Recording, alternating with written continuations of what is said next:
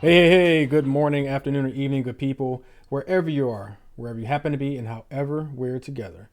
Thanks for being here. I'm Dave, and this is Dave's Head. So, what's in my head? First of all, every single year, I swear, during this a season of this podcast, as we get into March, I talk about March Madness. It's my favorite sports time of the year outside of basically football season. But it's my favorite condensed period of year, March Madness. Now, the day this episode drops, hopefully you're watching or listening to this episode before the games start. I get it. I'm not going to fault you if you're catching up on days that podcast till maybe Sunday night, Monday, because I'm going to be locked in watching the games all today and all weekend and every weekend until the Final Four and beyond as well. The thing about March Madness, though, and I might have talked about this before in prior seasons, but I'm always a big fan of the underdog story. You have that little school from small pin drop USA that beats the bigger name school, right? The Dukes, the Kentuckys, the UNLVs years ago, not so much today. Gonzaga's, the Kansases, beats those, and you got, one of those small schools like Florida Atlantic or Penn or Drexel or, one of those schools, Appalachian State, although not in basketball, they're more football. But they have one of those games, right, where it's just hype. They're hitting shots, they're playing high level basketball, they're making great defensive plays, they're getting great coaching, which is always key to an upset, by the way, is great coaching. And you have these, right? You just can't look away. When the commercial breaks come, you like sprint to the bathroom so you can come back and be in time to see the next play. Um, if you're like me, and I used to do this, I'd have a case of Mad Elf, which is a beer from up here that comes out in late fall. You let it sit. I used to let it sit all winter and up till the spring until March Madness. Crack it open because the beer goes from like 9-10% to like 15% alcohol content. It's a wasted weekend. Okay, I'm just gonna admit it. It's a wasted weekend. Kind of sitting in front of the TV, eating unhealthy. Although at this point in my life, I'm trying to work out in the morning before the game starts, so I at least get that metabolism popping. But it's my favorite time of the year. I mean, it's just exciting basketball. I will admit, the last couple of years, I have not paid attention to college basketball as much as I used to. A couple of my good friends and I, we used to do a poll every week, just give our top 25 teams. It was a spreadsheet, haha, to the spreadsheet people who talk about me with spreadsheets. But it was a spreadsheet. We ranked them, and then they were points for the different rankings. We have our own top 25. We did the same thing with college football too. But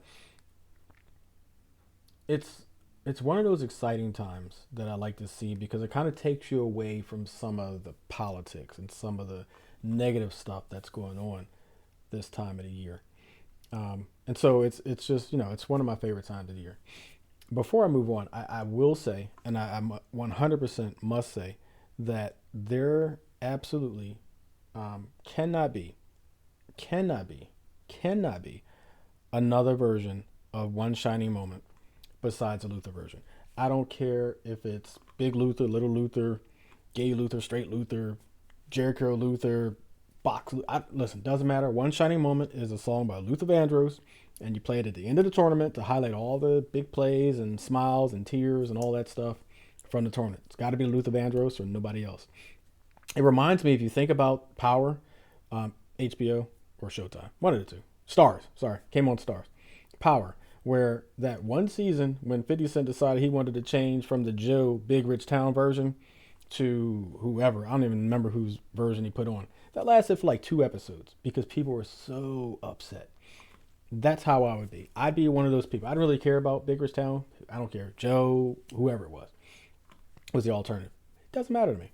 You change Luther Vandross's One Shining Moment to, I don't know, a really bad version popped in my head. I said R. Kelly in my head, but no, it wouldn't be R. Kelly.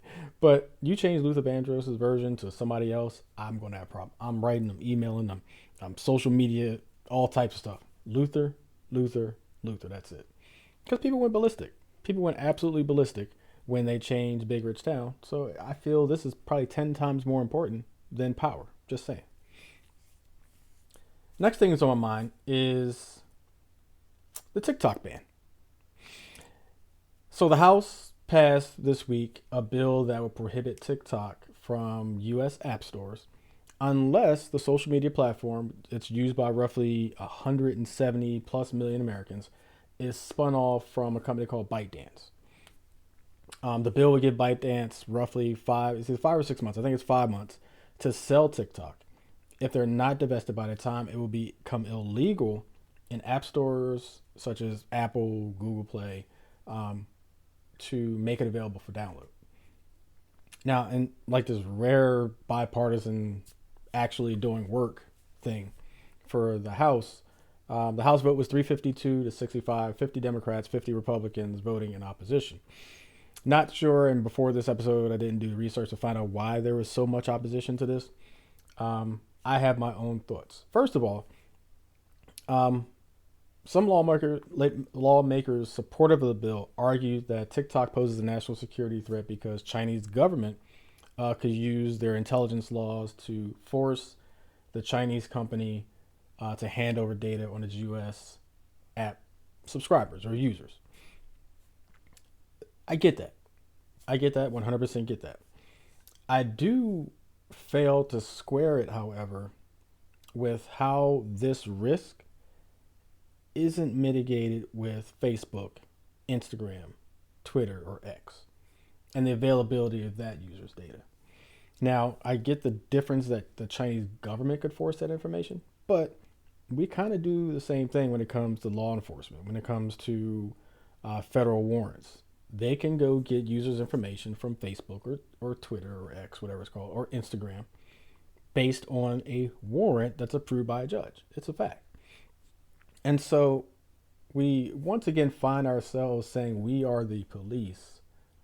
And even though the same risk exists there, that we're legislating against risk from a foreign entity. And so I get the foreign entity security reach or breach possibility thing. I get it 100%. The elections, 2016, 2020, Russia, China, all these different entities, foreign entities trying to interfere and still interfering, let's be clear, still interfering with our elections and with our information. And I look at security, 20 plus years dealing with security in my IT career. While I look at data and security being extremely important, I'm more concerned than this bill and this thing and the fact that Congress actually is doing anything these days. But I'm more concerned with the perversion of free speech on social media, Facebook, Instagram, X, even TikTok, that allow this constant and ramping up increased flow of hate and agenda-driven lies than I am about data. If you think your data isn't vulnerable through Facebook, Instagram, and X to foreign actors getting that information, you're fooling yourself. If you think that information and data isn't being collected about you from every single one of the social media giants, you're fooling yourself.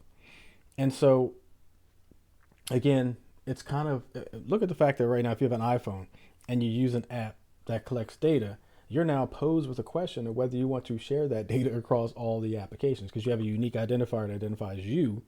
And that's shared across all the different applications you use, all the internet that you use through that phone, all that stuff. And so it's not really about a data thing. Our data is out there. Believe that. I think this is more so about what free speech is and who wants that free speech to be heard. Because as far as information on TikTok, Instagram, Twitter, and Facebook, the same bad actors exist on all four. And if you think they don't, you're fooling yourself. I'm more concerned about the fact that lies are okay to be pushed, that agenda-driven hate is okay to be pushed, especially on X, which is why I've actually removed the app from my phone. That's what bothers me more than the possible security risk of my information getting to China. I think there are steps you can take to protect your identity and do some other things as well. And we're not even going to get to AI and all that stuff that's happening these days as well. Just think about that. Adapt to Adopt was created for adoptees to have a safe space to be themselves. They provide recreational support to adopted children and youth through recreational support groups, a mentoring program, sports and community service projects, and more. Tap in on Wednesdays for Adapt to Adopt's What's Up Wednesday video series, an informational check-in update video for their supporters. You can watch it on YouTube, Instagram, and Facebook. For more information, visit their website at www.adapttoadopt.org. Last thing that's on my mind, you see I'm rocking, if you're on YouTube or Spotify video, my fraternity t-shirt for this episode. There's a reason behind that. By the next time we're together on the next episode of Dave's Ed Podcast, I will have attended the Eastern Regional Conference for my fraternity and have hopefully a different role in my region. I'm running for the Director of Publicity Office for my region. I'm presumptive the next Eastern Regional Director of Publicity, and it's something I'm looking forward to the challenge of holding that office in the leadership position. I've also submitted for an award for my region called the PBS, or Prominent Brother of Service, which is the highest honor you can receive in my region. Since coming into my fraternity over 10 years ago, I've accepted and held and excelled in many leadership positions and positions in my fraternity. And so it'd be a great honor to receive that award and to hold that title. Leadership has always been something that I've embraced because many times in my life, leadership opportunities have given me an opportunity for distraction from difficulties in my life. But the thing is, for the first time in a long time, the first time I can remember, a leadership position comes around when I'm in a great place. I'm in a happy place. I'm in a very peaceful place. I'm in a busy place. Don't get me wrong. I got a busy life. But I'm in a happy, peaceful, loving place in my life. And so it makes me ready to serve in excellence for my region. It's a beautiful thing to be able to take on something when you're at a place of peace, because I've been in a place of chaos when I've taken leadership positions in my fraternity. I've been in really, really bad, dark places when I've taken on leadership positions. But again, they've served to be a distraction to really keep me grounded to get through a lot of those situations. And so I'm very thankful for the opportunity. I'm very thankful for the possibilities. And I'm most thankful for the support, both in my fraternity and my personal friends, family, etc. But that's what's in my head.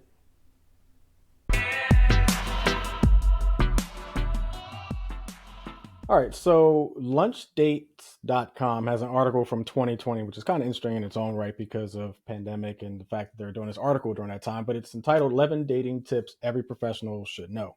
And they talk about that there are thousands of single professionals around the nation who want to date, but who just can't find the time. And so they offer 11 hacks, as they call them, where they say even the busiest career-focused individuals can find time for relationship. And so I'll go through the 11 really quickly. Some of them I like and some of them I don't. We'll talk about that. But first, when they say get organized early, they talk about when you're already busy with work, it's much more difficult to maintain a steady dating life. So getting yourself organized before the work week starts is something that you can do to affect a more smoothly dating life. I agree with that. I'm a Capricorn where everything goes to our calendar, so I 100% agree with that one. Number two, know what it is that you want, which I think is key. I think whether it's relationships, a job, a house, a car, knowing what you want going into it is an important key thing to have. They talk about that you'll be better prepared to find the right person if you know what you want from the beginning. Number three, they say date casually. Managing your personal life is another full-time job in itself. And so they say when you take things slow, you get to know the person. It makes a romantic connection that much easier. I tend to agree with this because I think it's important to be friends first with the person. I think one of the great ways to become a great friend before you're in a relationship is to get to know them and date them slowly. Number four, they say leverage the services of professional matchmakers. Now, I'm not a big fan of professional matchmakers, so to speak. They say that they understand professional lives and their pool for dating and finding someone special, air quotes there, makes it easier for them to find a match for you. I think there's a little pressure with that, though. It's kind of like having a realtor. You look for a house, you give them all the X's and Y's and Z's, the things you want and don't want, and they come back and say, here's a house. And you kind of feel pressure like, do I take it? Do I not take it? Do I settle? I'm not a big fan of the matchmakers. So that's number four. Number five, I love. Schedule a lunch date. I think when you are that busy as a professional, putting yourself in an environment that's kind of relaxed, kind of cool, even though you're still in your professional mindset because it's over lunch, but finding someone who can meet you for coffee or toast or whatever over lunch, I think is a great idea. Number six, they say don't be afraid to ask for help. And they're talking about help from your family and friends. So, say they need to babysit the date or watch your pet, those types of things. I've talked about the circle of your family and friends on this podcast many times. And I think that's one of the key areas where you can lean in on your circle and say, hey, I'm trying to date. Can you watch my dog or cat, as we talked about a few minutes ago? Number seven, they say date differently, which I think is kind of cool. Take a risk by doing things that are outside of your comfort zone. They say talk to the handsome guy you see at the coffee shop, talk to the girl you see at the gym, which I will pause for a second and say I've heard a lot and seen a lot on social media. Girls kind of don't like being talked to at the gym, kind of freaks them out a little bit. So I'm not sure how that one is going to be so successful. Number eight, I think, is actually the most important. It says be present on dates. When you're on a date, you need to be sure you're in the moment. I think that's full stop. Um, don't be, I add this, don't be afraid to do a rain check. We kind of talked about rain checks and cancellations a couple episodes ago, so do it appropriately. If you got a date at 6, don't cancel at 4. But if you're going through a rough week and you know your mind's not going to be there, 20 different things going through your mind, maybe say, hey, can we reschedule for Friday, the weekend, next week, when you can be fully there. Number 9, we're almost done. Number 9, create some time to date. Going back to number 1, talking about my schedule, everything is in my schedule. My schedule looks like a rainbow calendar. There's so many calendars connected to it. It's kind of crazy. But they ask the question, how much time do you spend on emails or extra hours in the office? And maybe you could think about rearranging some things at lower priority, or my favorite word, delegating, so that you can free up some time to actually date. Number 10 is probably my second favorite one. Get a hobby. And they say with a hobby, you find things or you'll put yourself in positions to be around people who are like-minded, which is kind of cool. So if you like photography or fishing or cooking, putting yourself in a cooking class or photography class, and you look to your left or your right and you see somebody you might find attractive, and you guys already share something in common. Last but not least is probably my least favorite, and one I go as far to say I dislike, except setups. I have never been a fan of setups. Um, I'll give you their justification first, and I'll tell you why I disagree with it. A blind date is a great opportunity to meet new and interesting people. Many of these individuals may also have busy schedules. At the very least, you'll probably get a good story out of it. I'm a big anti-wasting time person, and and so I have a history of friends setting me up over the years, and those setups have made me question my friendships. Like, do you know me? Have you met me? Why would you set me up with this person? Type of stuff. And so I've never been a fan of blind dates. But I get it. It's an opportunity for, hopefully, in the best case scenario, there's somebody who knows you really well, somebody knows them very well, and hey, you guys might be great together. And so that's the positive side of it. I'm just 0 for, I don't know, 10, 11, 12 in my life. So I'm not a fan of them. But lunchdates.com, check out the article, 11 dating tips every professional should know. Give you some good tips. Perhaps use some of them. Don't do the blind date thing, just my personal opinion. But I am talking about dating because I want to bring in my guest for this episode, Katarina Polonska. Let me tell you a little bit about her. She is an ICF accredited high performance relationship coach and gender dynamic social scientist. Say that twice. Has a master's degree from the University of Oxford and a senior role in Mind Gym and Better Up, founder of the Successfully in Love method, and she specializes in helping business leaders be as successful in their relationships as they are in their careers. Welcome to Dave's Head, Katarina. How's it going? Good, and thank you for having me. I love that you read out that list. So many fellow Capricorn over here. Uh, Ah, we are the same person. high five Yeah, across yeah, the yeah, interwebs and oceans yeah, and all that stuff. yeah. Um, so yeah, very happy to have you. But before we get into the Q&A, as I always do with my guests, I like to have them introduce themselves. I know I gave a couple liner introduction for you, but if you could take a moment to introduce yourself, tell the people who you are, what you do, and what you're about. Yeah, absolutely. And actually, since that introduction that you read out, I've become an integrated attachment theory practitioner. So I specialize in attachment theory, which is a huge part of my work. So high performance relationship coach. I specialize in helping executives and entrepreneurs who are typically kind of 32 to 55, like kind of 30s plus, who have building up their careers, have a career that they love, right? They're proud of their career, they're proud of their life setup. They have good friends, they work out, they probably go to the gym, they like their home, they like their city, They traveled the world, and now it's time to find a partner. And it's either that they've come out of a long-term relationship, maybe they've called off an engagement. I work with a lot of, like, that was my story. Maybe they're divorced and they're realizing that it's not as easy to find the right match. Not only because, it might be like slim pickings, or they think they're in the wrong city, or all the good ones are taken, quote unquote, whatever it might be, but they're kind of struggling.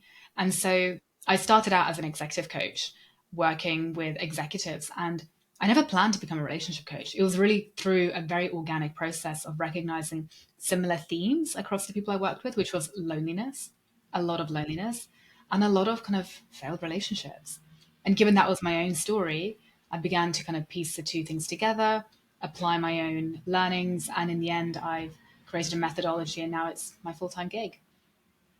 Nice, nice. Yeah. So, well, not so nice. You kind of touched on it a little bit, but I did want Mm, to get into just kind of the backstory with your heartbreak at 31. And I mm, know there are 11 months that followed before you found your husband.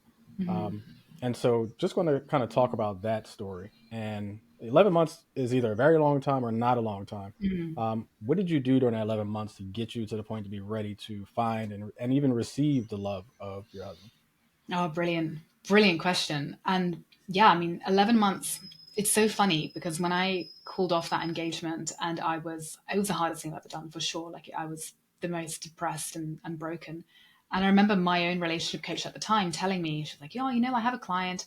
She met her husband, her second husband, within the year. You can have the same thing. And I remember thinking, like, no way. It's going to take me forever to get over this, if I ever get over this, and I'm not going to be ready to date.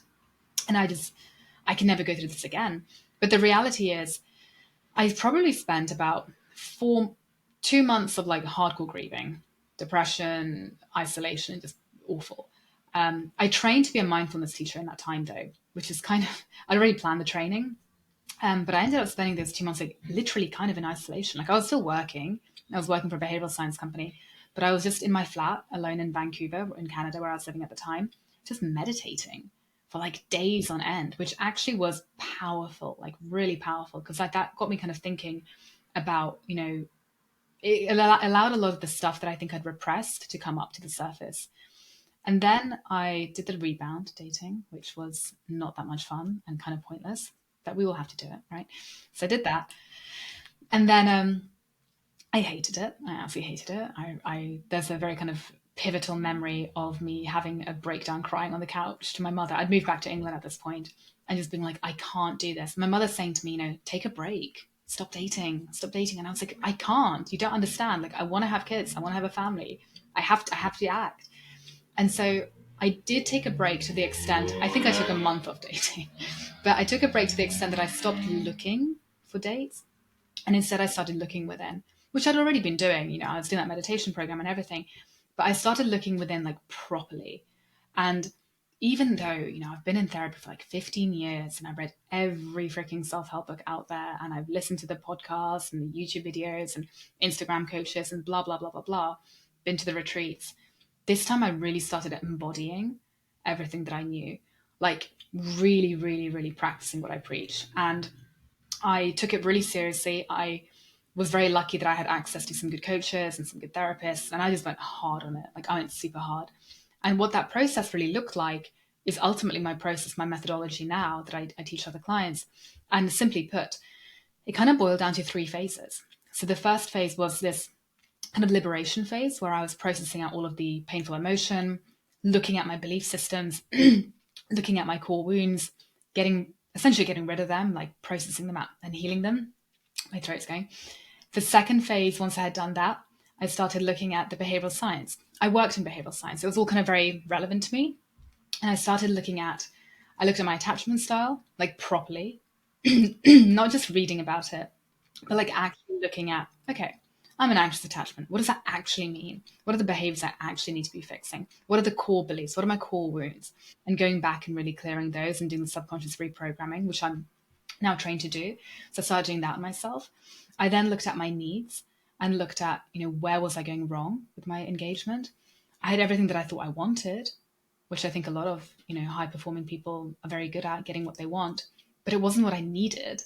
And that's because I didn't even know what I needed, because I'd never asked myself what I needed because I was so busy performing. So I got really clear on like, what does it actually need? And that was kind of the behavioral science piece. And then I went into the third stage, the integrity phase, where I really kind of, I knew what I needed. I felt very free of the past. I'd grieved and I'd processed everything out. I felt pretty secure and confident. And at this point, I was like, okay, well, let's be honest now. How does my life look? And I realized I hated my job. Didn't want to live in London anymore. And so I started kind of reorientating my life to be in greater integrity with what I want. And like you said in the list, I started getting hobbies. I'd never had hobbies, not properly. Like I went to the gym and I studied like behavioral science, but it wasn't really a hobby. So I started looking at hobbies. I started getting more into music, and lo and behold, as I was in that integrity phase and I'd really kind of let go of the outcome, and I was feeling very clear on what I want my life to look like, and I was feeling happy and pretty chilled out at a music festival, enjoying one of my hobbies, I met my husband without even trying. And so, in retrospect, it all makes sense. But at the time, it was like chaos, me trying to figure it out. Oh yeah, like sitting in the middle of a tornado trying to figure out, Exactly. how to calm things. Yeah, I can Yeah, imagine that. yeah. And actually, that translates well to years ago, a couple years ago, I divorced after a Hmm. really just really bad situation, and I spent time, and it just happened that COVID happened right after that. So fortunately, Mm. COVID didn't happen while we were still married, 'cause that would have been Yeah. horrible. But so going through COVID right after that, very very much isolated in the same way, and I kind of took up the cooking, meal prepping, working out. Um, Mm. got a little bit into photography, but not as much as I was years ago. Got back into it, I should say. And so, yeah, that allowed me, and I didn't meet my current girlfriend through that. We had actually known each other, became great friends, and now we're together. Mm. But going through that period of isolation, I think was a great reset, especially from the pain that I went through. And then coming out of Mm. that, and you're still not ready, and kind of working yourself to trusting and all that stuff again. Mm. Um, and so I get that. I get that. And so the question about the 11 months was because, 11 months may seem like not enough time to some, like you said, or way too much. Just get over it to other people. Mm. And so when do you know, or when did you know that you were ready to move forward? And so that's a brilliant question, because I think it's actually very nuanced. And I have this a lot with my clients, because a lot of my clients come to me when they are either in a relationship already and they're not sure if they're with the right person, or yeah, they come out of a breakup and they want to figure it out.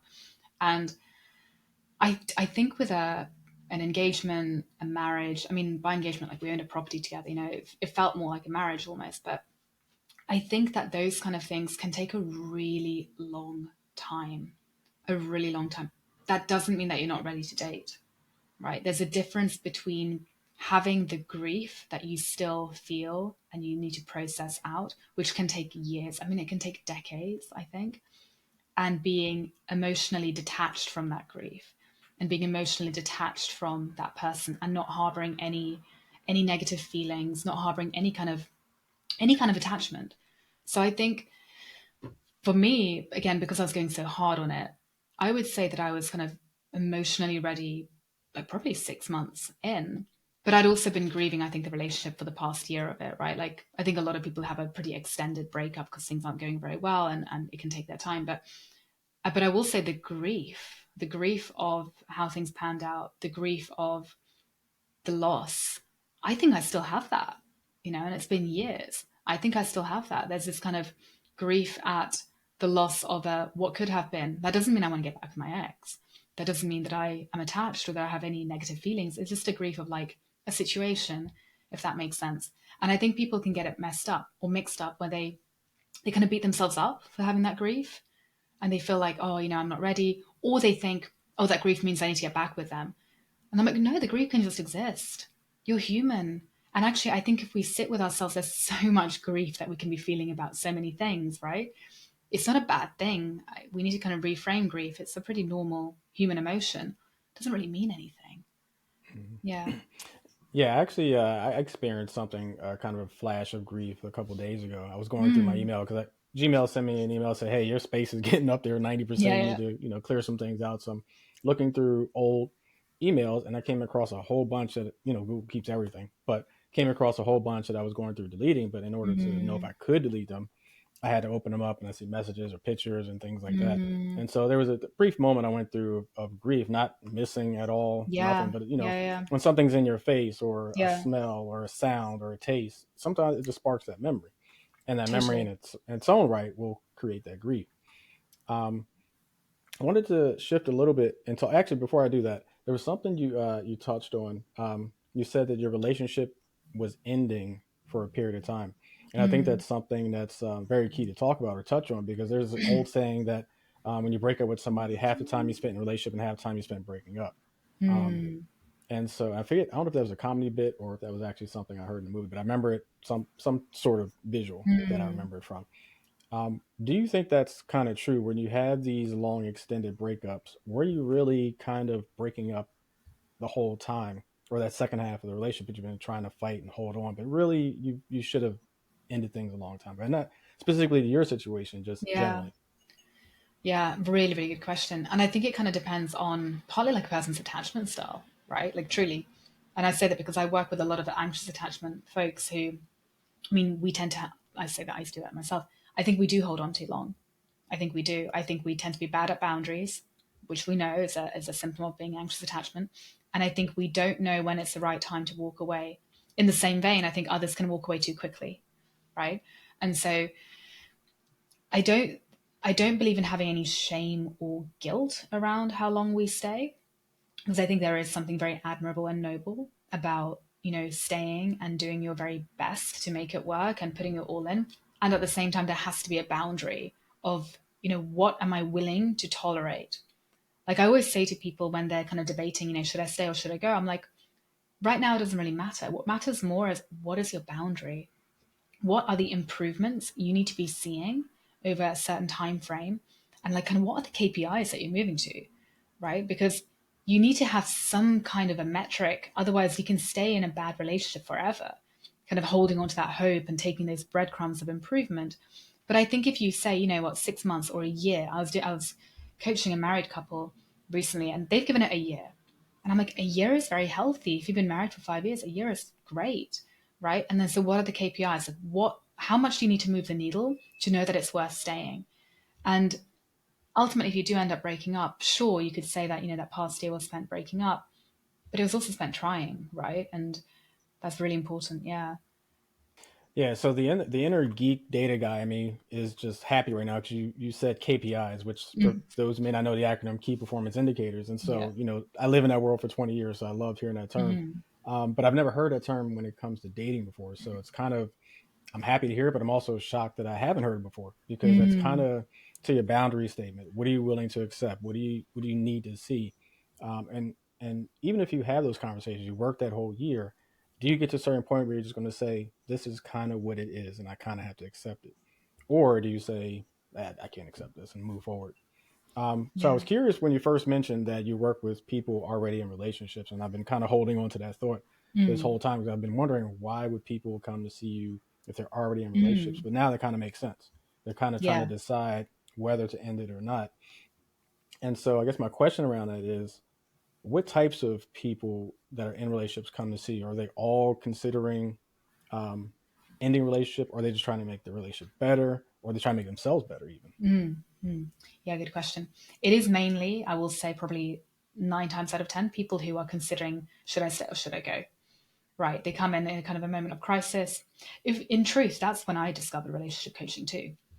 I didn't discover relationship coaching when I was single. When I was single, I think I had this kind of optimism that everything would work out and it'd be fine. And it was only once I was in there with a ring on my finger, with a big wedding planned, finances merged, home bought, that I was like, holy cow, I don't think I'm happy. Oh my God, what the heck do I do? Like, what do I do now? I need help, right? And that's when I started investing into my relationship coach back then. And I get it. And then the other people who work with me who are single, they've typically been through a painful breakup. They've either been through that failed engagement or that long term breakup or a divorce, and they understand the stakes are actually pretty high. Not that, like, I don't even think marriage is such a big deal. Like, financially, yes. But I think that the stakes emotionally are really high. When you've been through such pain, you don't want to go through it again. And so you want that support, you want that clarity on am I in the right relationship? Am I doing the right things? Is it me? And obviously it is going to be me to an extent. What is it going to be shifting? Yeah. Gotcha. Yeah, I as you were talking, I was like, yeah, I didn't go to counseling until my past relationship before we were married was in trouble. So Mm-hmm. yeah, I was like, that makes sense. Mm-hmm. Um, Shifting a little bit, you talk about gender dynamics. Can you explain what gender dynamics is and how it can help in our love lives and even professional lives? Yeah, absolutely. So when I talk about gender dynamics, what I'm really referring to is kind of this like middle ground between two camps. And the two camps I'm referring to are camp one, which is kind of the traditional gender models, right? We have like, you've got the masculine figure, you've got the feminine figure. And I'm talking specifically about gender here. And the masculine figure is probably going to have the pressure to be breadwinner and to earn a certain amount of money and to be the provider.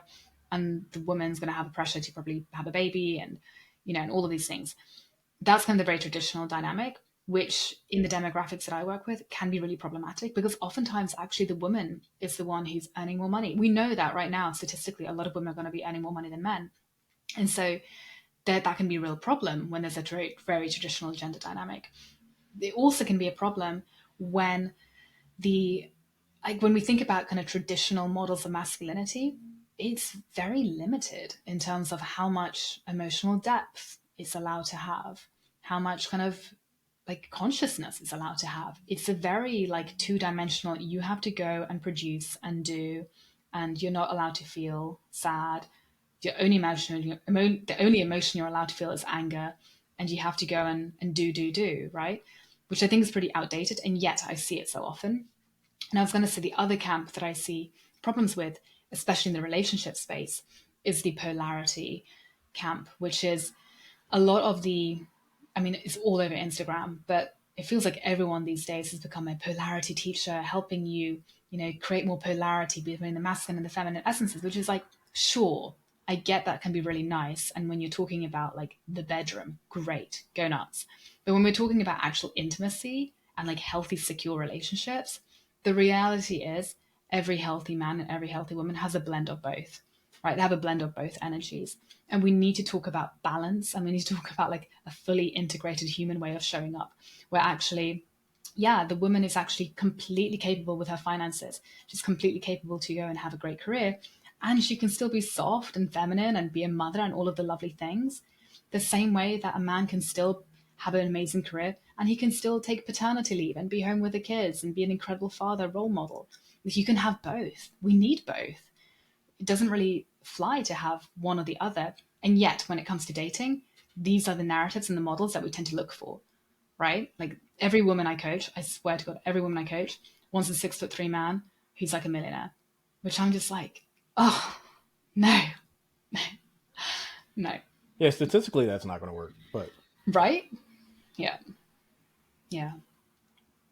yeah, I guess my thoughts around that are: do you think that there's this internal struggle that Mm-hmm.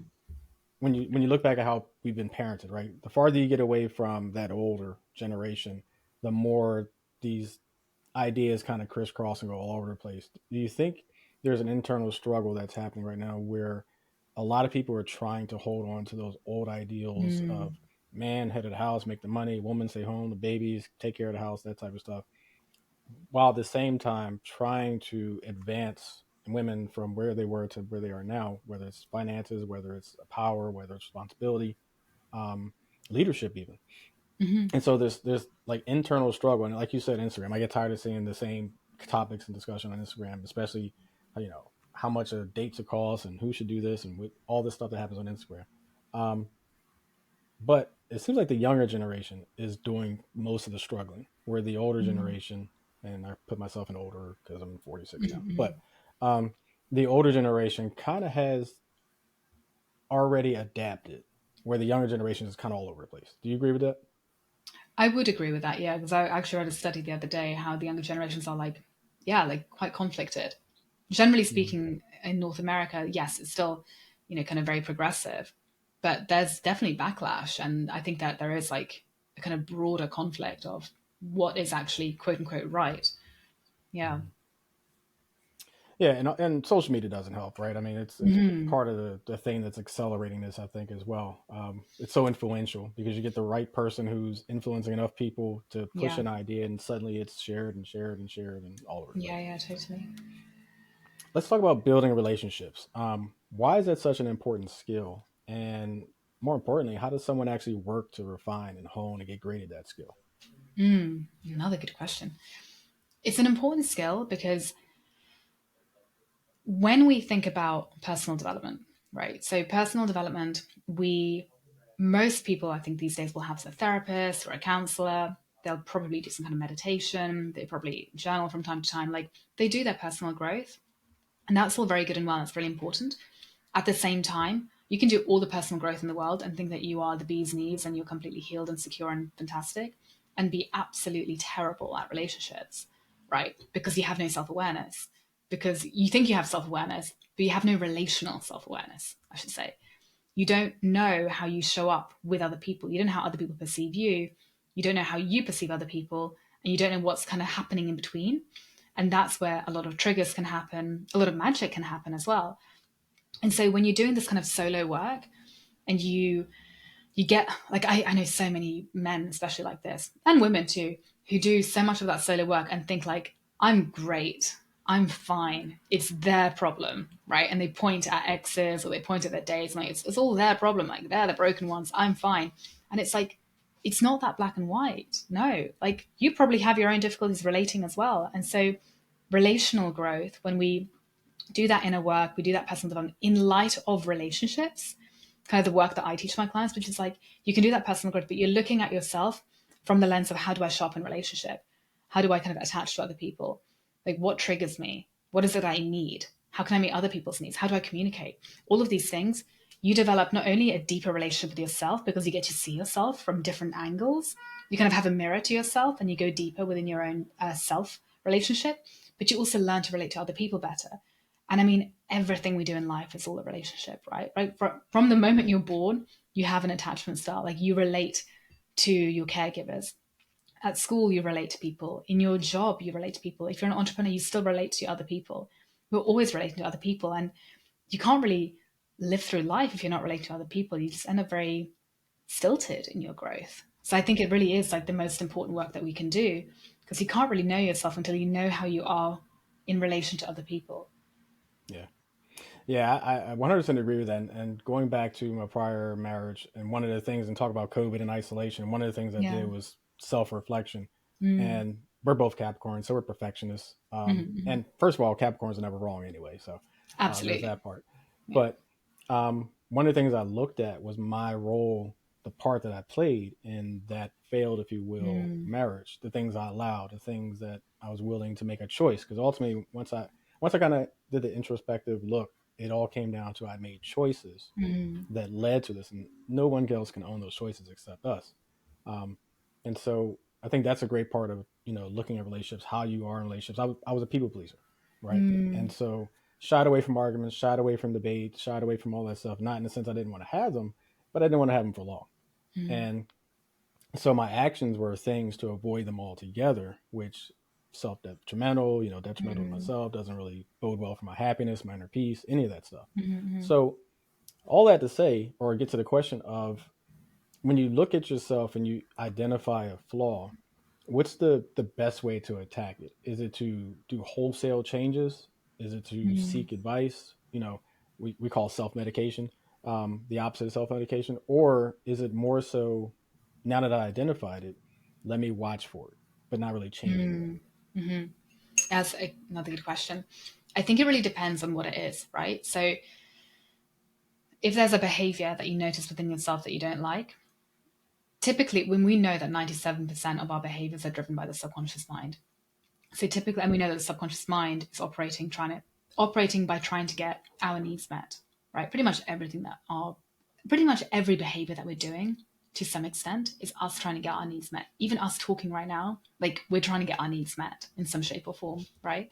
And so my kind of little hack, again, that I teach my clients is like, okay, there's a behavior that's happening here. What need are you trying to get met? And that might feel like a too big of a question if you haven't started in that inner inquiry, but really looking at like, what's the driver behind this? Like, what is it I'm feeling, and what am I trying to get out of this? Like, what's this behavior ultimately trying to do? Because even a conflict, even being in a conflict situation where you're fighting with someone, you're going to be trying to get a need met, and that might be intimacy. Plenty of people start fights because they're subconsciously trying to get more intimacy because maybe their partner's a little bit dismissive or absent. And so in their mind, they think, in their subconscious mind, they think, well, if I start poking them and start getting a bit of a reaction from them, at least I'm getting their attention, right? So like looking at like what is the driver behind this behavior, and then bringing some self-compassion, right? Because ultimately we're all guilty, but we're not to blame. Like we don't go around picking these behaviors. We learn them from childhood. And so, but we have a responsibility to change them, right? We have that agency as adults. So then recognizing, okay, well, I don't love this behavior, though I accept that it's within me and I'm going to be kind to myself and forgive myself for it. What is it that I want to do instead, right? What is it that I would rather do? And then there's going to be a bit of a exploration of like, how do I get from point A to point B? And that might be, maybe I need to learn, maybe I need to go to a coach, maybe I need to do some therapy, maybe I need to go and like Google something, whatever it might be. But then you can go and learn that behavior. Does that make sense? Absolutely. And Yeah. it's interesting that you said the word, I forgot the phrase I fast, self, Inquiry, wasn't self, say that again? self inquiry, No, it was self, it was, because the word that popped in my head was grace. Maybe it was self forgiveness or something like that. compassion, self Self compassion. compassion. Thank you. Yeah. And it's a phrase I haven't really heard talking Mm, about healing and all that stuff. All the episodes where we had conversations about healing, I never heard about or heard that phrase used before. So I'm mm, curious now. Um, is that something just generally we lack as people to forgive ourselves um, mm, in a way that allows us to move? Because I feel like we hang on, and maybe just me talking about myself, but I feel like subconsciously I hang on to things and I dismiss the fact that I'm hanging on to them and I just move past it because mm, that's my personality. Um, mm, but every so often, like I talked about the other day, something, a smell, a picture, a taste, a sound sparks a memory that brings back that feeling. And in many mm, ways, it's the blame and then dismissing again and until next time mm. it comes up. Is that something you see? Yeah, yeah, absolutely. I literally had a session with a client before I came on here, which is all about painful memory of his, and he's holding on to it. And the key really is going to be forgiveness, right? That's how we release anything. Forgiving the people and forgiving yourself. And self forgiveness, I think, is one of the hardest things that we have to do because I think our egos make us so hard on ourselves and we often try to avoid it. We don't think it's worth it. We can dismiss it. But actually, if we can sit and really give ourselves that self compassion, self forgiveness and that grace. And by self compassion, what I really mean is, it's Dr. Kristen Neff's term, this idea that we can give ourselves forgiveness for just being human and recognizing that like humanity is suffering. There are so many humans out there going through what you're going through, feeling the same emotion, and this is a common human experience, and you're not alone in it.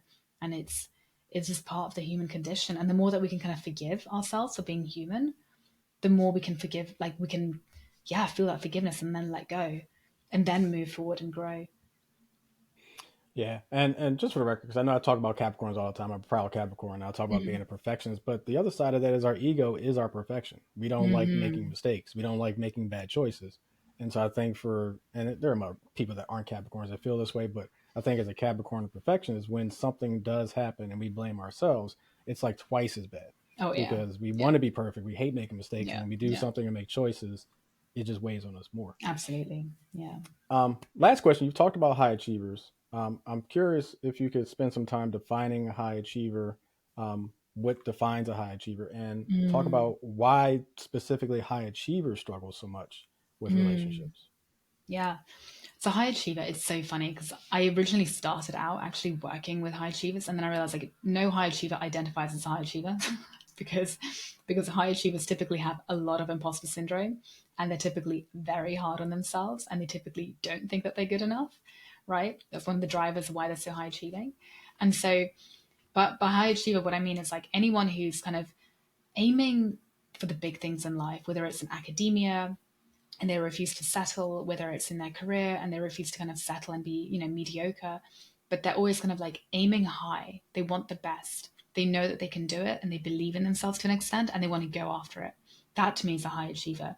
And that can be kind of in any walk of life. And any age really, right? And so the reason the reason I see a lot of high achievers struggling with relationship is because there's so many reasons, but one of them is that we, as high achievers, we know that we're capable of doing many things. We know that if we put our minds to it, put that elbow grease in, try, we'll probably get it done. We might not be perfect at it. We can probably get it done. We're pretty versatile. And so we have this kind of understanding that like we can do this. We're okay. We'll figure it out.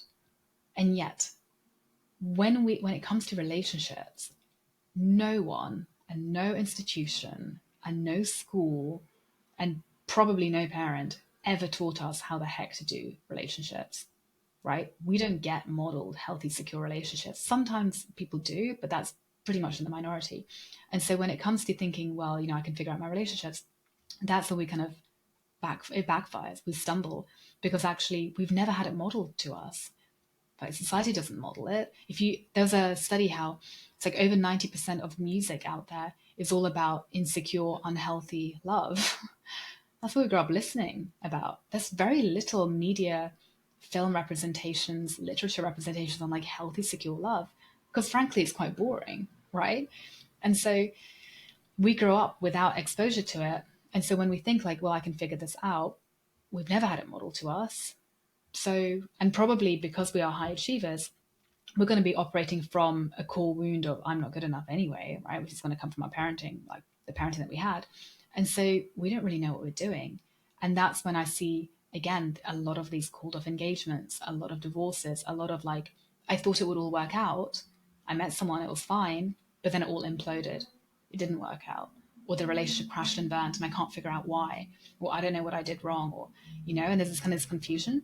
And so that's one of the reasons. But the other reason I will say as well, it's also partly to do with the lifestyle. So if we think about high achievers, typically they're going to be working really hard. They're going to be, on a plane a lot of the times, traveling around, doing those long hours, pretty ambitious. There's going to be a lot of sacrifices with their professional life. And so when we think about personal relationships, often those are deprioritized, right? And so a lot of the time you can end up married and everything's fine, but 5 years down the line, if you're busy building your startup, the likelihood is it's probably going to be deprioritized.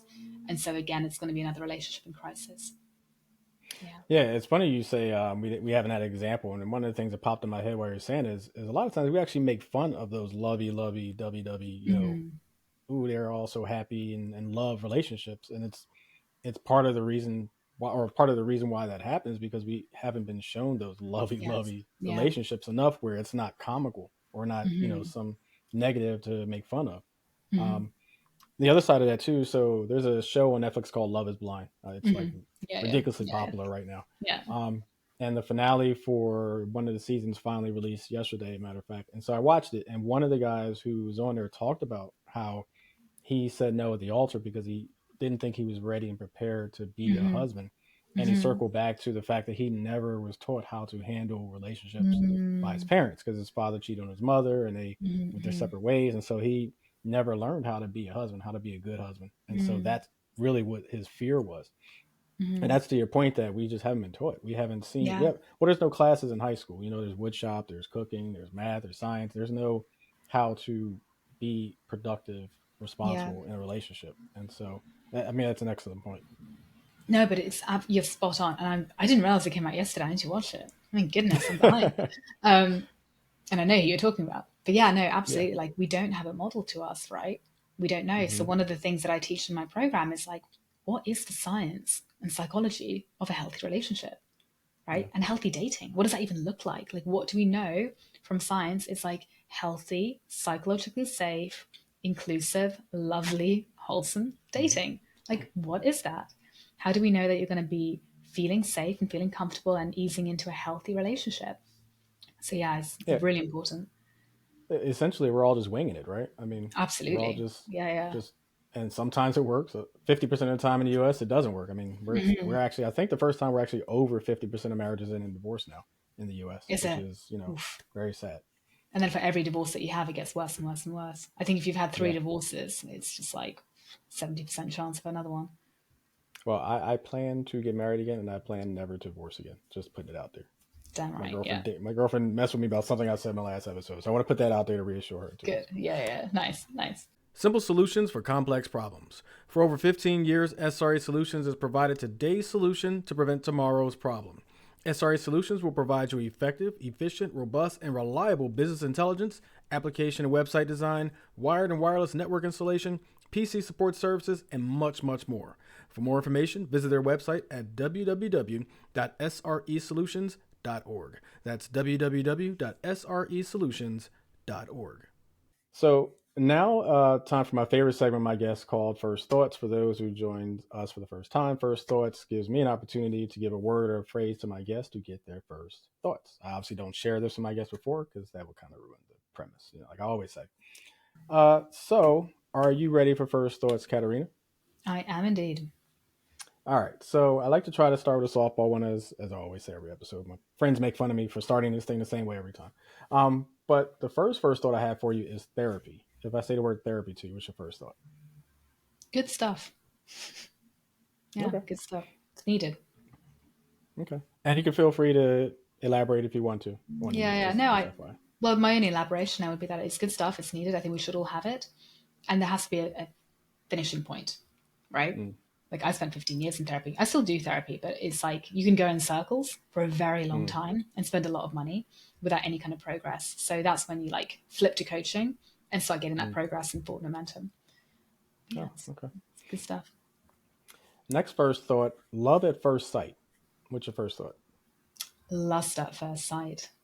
It's not love. Lust. Mm, It's not love. You can't love someone that you don't know. Like it doesn't work that way. You can lust after them. Absolutely. You can feel all those endorphins and the oxytocin and everything. But I would argue that 9 times out of 10, any lust slash love at first sight that you're feeling is just a projection of your parents and a core mm, wound flaring up.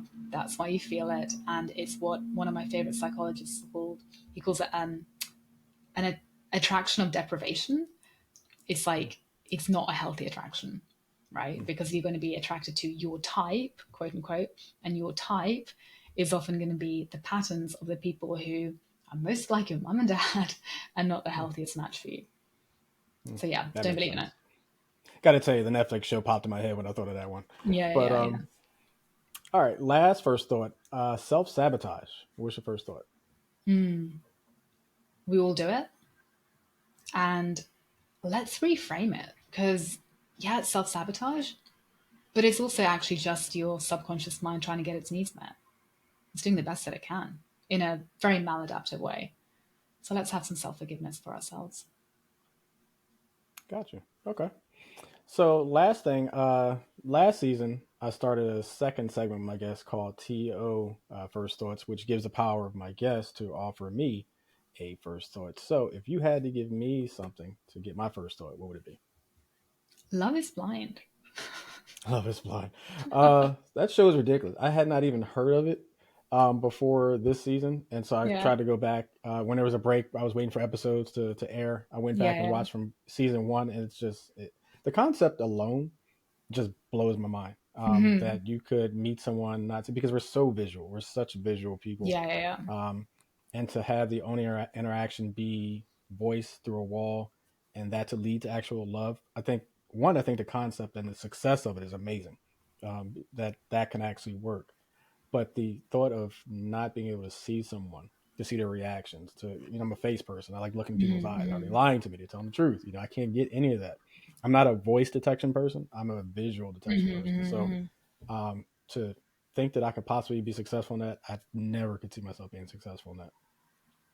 But it's a great show. Yeah. It's a hell of a show. I know. I know. I know. Yeah. Yeah, Yeah. No, I hear you. I hear you. Yeah.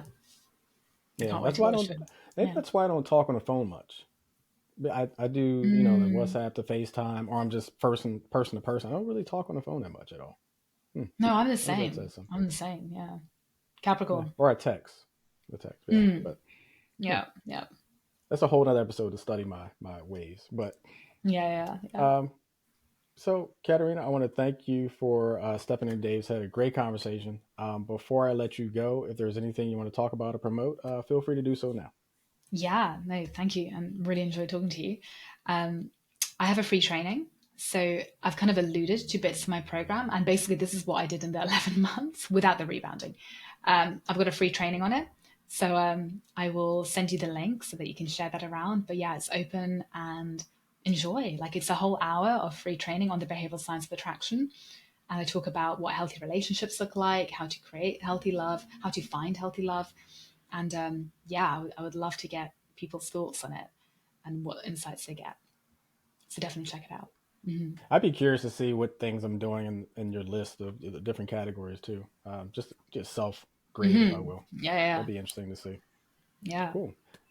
Well, thanks again. I wish you the best and hope that the rest of this year is great for you. Thank you, you too.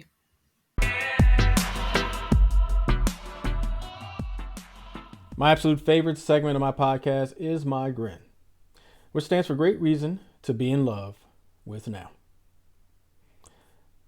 PositivePsychology.com has an article entitled How to Practice Self-Compassion, 8 Techniques and Tips. Now, building off the conversation with Katarina Polonska, we talked a bit about self-compassion. They state, quote, when we forgive ourselves, accept our perceived flaws, and show ourselves kindness, we practice self-compassion. Now, they give those 8 techniques and tips in 3 sort of categories. We'll go through them really quickly. The first category is treating yourself as you treat a friend. Now, number 1, they say, let yourself make mistakes. Giving yourself permission to be human once in a while is one way to accept your flaws and remind yourself that you're not alone in being imperfect. That's a very easy thing to say when you're not a Capricorn because we're, as I said on the interview with Katarina Polonska, that Capricorns are perfectionists. So it's kind of hard to accept being human, if you will, or being imperfect. But I get it that when you can come to grips with the fact that you are going to make mistakes, accept those mistakes, learn from those mistakes, grow from those mistakes, and move forward, that has to be the epitome of self-compassion. The second one is care for yourself as you treat others. Being understanding and empathetic towards yourself is something you should do. If a friend is feeling down, hurt, upset, you might physically pat them on the back or hold their hand. Treat yourself the same way. Care for yourself in that moment as you would for those you call friend or partner or family. Give yourself the same grace you give others. Pat yourself on the back as you would pat others. Be kind to yourself in tough moments as you would for others. The second category for the next 4 are becoming more self-aware. Number 3 in that category is use releasing statements. They say when you catch yourself thinking a negative thought, like, quote, I'm such a horrible person for getting upset, try turning that around and releasing yourself from the feeling. Instead, try to say, quote, it's okay that I felt upset. Make it okay to be who you are. If you're going to get upset because you broke a glass, it's okay. If you're going to be upset because someone broke your favorite watch, it's okay. Release yourself from the burden of feeling bad for being who you are. Who you are is who you are. Number 4, or the second one in this category, is try self-acceptance. Embracing your own perceived shortcomings as well as your character strengths. In other words, accept who you are, be who you are, love who you are. If you're a hothead, embrace it, but try to mitigate it. If you stumble up steps, embrace it. That's who you are. You're clumsy. Be who you are. Self-acceptance is a huge key to being okay with the path that you walk in life. So try self-acceptance. Number 5, or the third one in this category, practice mindfulness. And they talk about yoga and deep breathing exercises. One of the things I like about this one, they also talk about taking a short, quote, self-compassion break.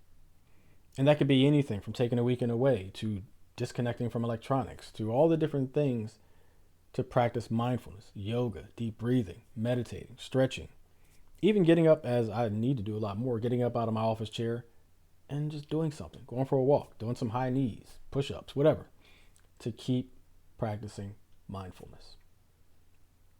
Number 6, or the fourth one in this category, try not to judge yourself too quickly. They say stop assuming you'll behave a certain way. For example, and this is probably a bad example, but my period's about to come on. I know I'm about to be cranky. Or, I got to go to this thing. I really don't like the person there, so I already know I'm going to be a pain in the ass to them. Stop putting yourself in a position where you already perceive yourself to be in a negative space before you're in that space. Don't judge yourself too quickly. Don't determine that you're going to be something negative before you've even had an opportunity to be something positive. Simple as that. The third and last category is regaining or gaining perspective. Number 7, or the first one in this category, is let go of the need for outside validation. Can't emphasize this one anymore. I always say I don't care what people think. I do a little bit, but in the grand scheme of things, I don't. Choosing not to tie our happiness to outside influences can thus be an act of self-kindness with a much larger knock-on effect. Choosing to turn off the impact of the outside world as an influence to if you're happy or not goes a long way to self-compassion. Not to say not to care, not to say you shouldn't embrace perceptions or take perceptions in, constructive criticism even.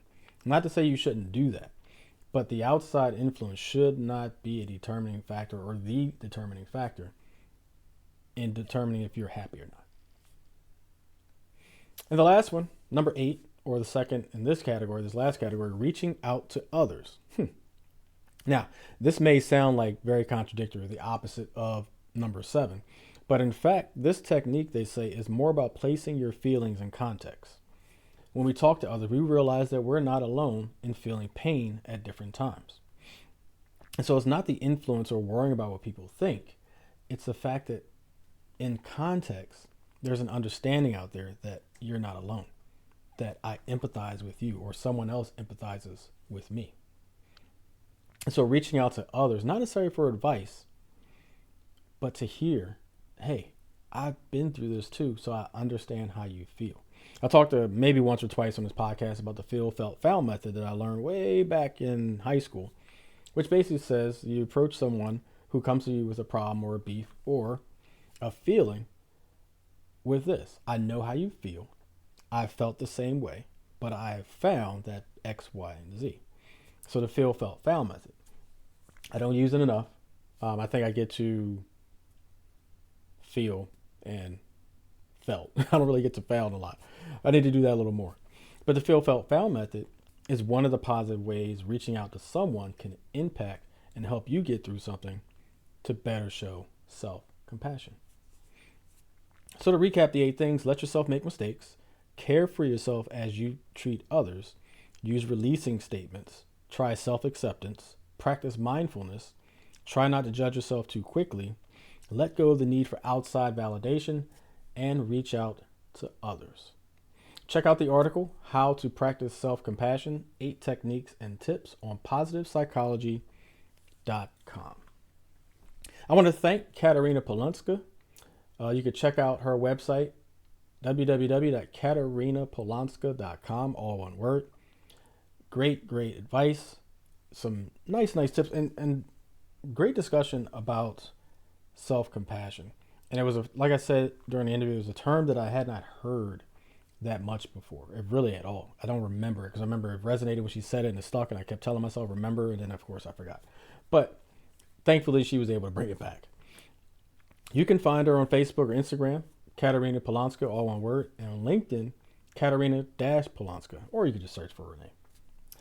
Support our sponsors, SRE Solutions, Inc. You can find them at www.sresolutions.org for all your PC troubleshooting, website design, network cable runs, etc., Wi-Fi, wired internet, all type stuff. Check them out, www.sresolutions.org, sresolutions.org.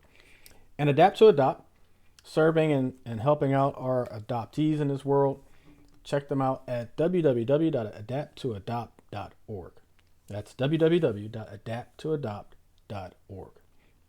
And if you're interested in sponsoring on Dave's Head in season 5, 2024, reach out on any of my social media and we can make it happen. Lastly, this season I said I'm going to leave you a quote to cap each episode. Midful.org has an article in 2019, mindful.org, not Midful, mindful.org, by Kristen Neff and Christopher Germer. A lot of K's there, K's and C's. Kristen Neff and Christopher Germer. The article is entitled The Transformative Effects of Mindful Self-Compassion. Now, I say leading experts on mindful self-compassion, doctors Kristen Neff and Christopher Germer share how self-kindness, recognition of our humanity, and mindfulness give us the strength to thrive. My quote is embedded in that article. You take a look. It's actually one of the featured quotes, so you'll see if you scroll to that article. When we fully accept the reality that we are imperfect human beings, prone to mistakes and struggle, our hearts naturally begin to soften. It's one of those things that is very hard for many people to accept, that we make mistakes, that we're imperfect, and that we can simply learn from and grow from them and become better. A lot of us out there don't like making mistakes. It drills little holes into us. But if we can finally accept that, get through that, and grow from it, we truly can have a softer heart. And especially as it relates to ourselves. So excellence, loving successfully, and self-compassion. All great reasons to be in love with now. Take care. That's all for this episode of Dave's Head. New episodes released on the second and fourth Friday of the month. For all things Dave's Head, check out our website at daveshead.card.co. Subscribe to watch new episodes on YouTube or Spotify video, or to listen via your preferred podcast player, go to anchor.fm/Dave's Head Pod. Thank you for watching or listening. As always, enjoy life, because life should be fun. Take care.